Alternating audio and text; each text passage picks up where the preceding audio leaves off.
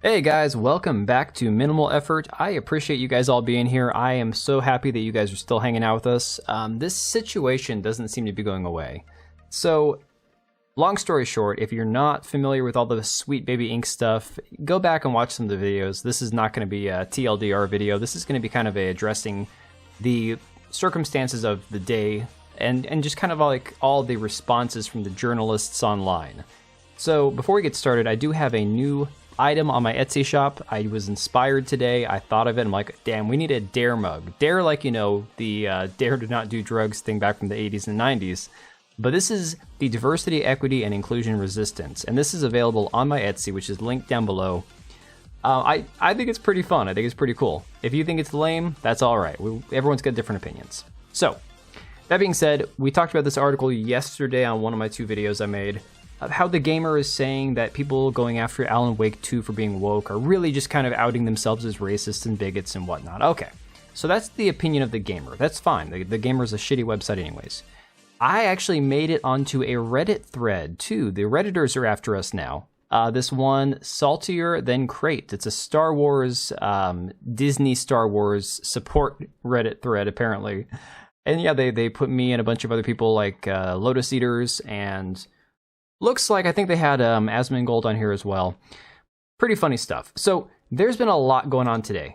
There's a woman that wrote an article for Kotaku that we're going to get to in a minute. So she's the Kotaku senior editor. And I have not done any research on her. That's going to be for my video on my gaming channel. So that should be coming out tonight or tomorrow. But anyways, she said some nasty stuff and people jumped all over her and she has since privated her account. So we have people like this, Ben MJ... from GDC, remember that's the Game Developer Convention, and PAX, which is another one of those gaming conventions. He is a professional TikTok maker at Larian Studios, the studio behind Baldur's Gate 3. And he's over here saying, Sweet Baby does good work. Then you've got people like this Jess Cogswell, talking about how I'm sure the constant fears of being laid off and or witnessing Gamergate Round 2 are doing wonders for our collective mental health right now. Jess Cogswell, in case you were curious, she works over at GameSpot. She is an editor, okay? So another terrible online outlet. And of course, people started dogging her, and she's like, wow, these replies are a cesspool. I'm not going anywhere, so cry about it, losers. But ironically, she was just saying how she's worried about being laid off, so she might be going somewhere. We'll see. Then you have somebody like this guy, Charlie Wackles, I don't even know. He's also got GDC and PAX in his bio. He is a college-educated, I'm guessing 20-something, begging for work on Twitter. His pinned tweet from 2022 says he's looking for work. So if you've been looking for work for 2 years, maybe it's time to switch jobs, buddy. He does some work over at CNN, NPR, IGN, Inverse. Basically, he is an NPC. And so he came out and said, you lack basic critical thinking skills if you genuinely believe Sweet Baby or any external consulting firm has the power to fundamentally change a project as big and lumbering as a AAA video game. Go back to first grade, do not pass go, do not collect $200, you racist idiot. So, these are all people in the social media, journalism, online world, okay? These are the people who are supposed to be covering people, talking to people, talking about people, representing a product, putting their best foot forward. No, these are scum, okay? Learning the Law here on Twitter. Go follow them if you haven't. They've been covering all this stuff with Stellar Blade, this stuff with Kotaku, with Sweet Baby Ink. And they screenshotted this person here, Mary Kenny, who is a game writer. She wrote Gamer Girls, apparently. She wrote on Spider-Man Miles, The Walking Dead, Star Wars, whatever. So she's been around. She has this thread here where she's like, some of you don't seem to understand how narrative consulting on games works, but don't worry, I do. Yes, this is about Sweet Baby because I've worked with that team and they're one of the finest in the biz. So if you look at this over here, this tweet is one that she apparently liked in response to Lorena Creole, who happens to be a black woman. So this is the interesting thing. This person says, you can't be racist to white idiots like yourself, but you can't be racist to white non-idiots either. You can't be racist to whites, period. And this woman, Mary Kenny, seems to think that that's true, agrees with it. So this all kicked off due to this person's article at Kotaku. This person is the senior editor, Alyssa Mercante, at Kotaku, a website that probably isn't long for this world, saying Sweet Baby Ink doesn't do what some gamers think it does, but we all know it does. I'm going to highlight some of the stupidest things she says in this article. Basically, she snuck into a Discord server that I joined earlier today, and it's a Discord server for the Sweet Baby Ink Detected group on Steam. And what she did was she snuck in and she tried to ask people a bunch of questions. Where is it? So here you go.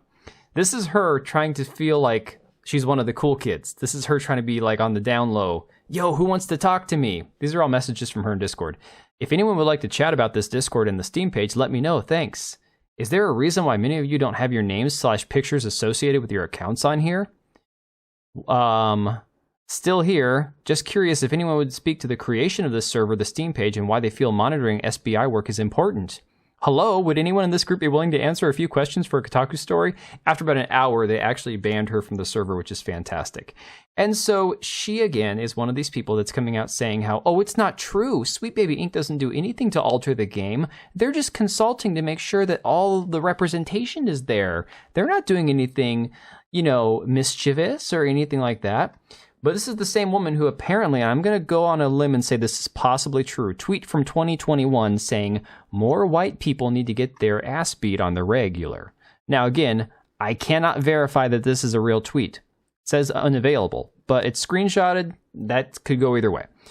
Then you've got, let's see here. This one right here, this is from 2023.